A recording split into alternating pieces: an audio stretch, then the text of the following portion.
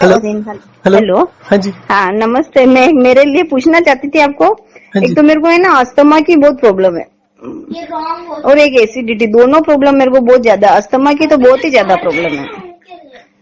आप क्या inhaler use करते हैं? इनहेलर तो पहले यूज करती थी, आजकल तो नहीं करती हूँ मैं इनहेलर तो यूज। आप पानी कितना पीते हो दिन में? पानी तो पीती होंगी 6-7 गिलास तो हो जाता होगा मैं। और चाय? चाय तो दोनों टाइम चाहिए मेरे को, एक एक कप, सुबह और दिन में 4 बजे। और खाना कितना खाते हैं?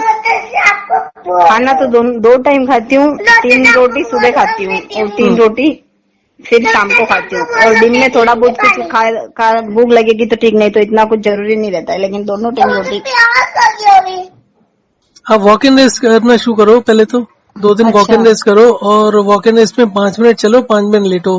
अच्छा इसको करके बताओ आप कल क्या इम्प्रूवमेंट होती है। कोशिश करो दिन में 2-3 घंटे करने की, 3 घंटे 4 घंटे 2-3 करने घंटे। की। हाँ 4 घंटे, 3-4 घंटे करने की कोशिश करो और फिर क्योंकि बताओ। कफ बहुत ज्यादा बन जाता है मेरे को, कफ इतना जल्दी बन जाता है। और फिर जरा सा ठंडा कुछ भी नहीं खाती हूँ तो भी, अभी जैसे थोड़ी देर एसी में रह गई तो भी मेरे को हो जाता है, छींक आने लगती है और सर्दी हो जाता है और फिर दम लगने लगता है। अभी भी मैं थोड़ा, क्या पता आज क्या हो गया, थोड़ा सर्दी जैसा लग रहा है और अभी दम लगने लगा।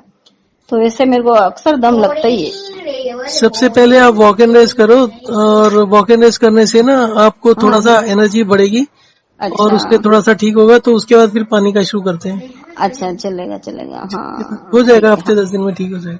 हो जाएगा ना, हाँ हाँ ठीक है, ओके ओके।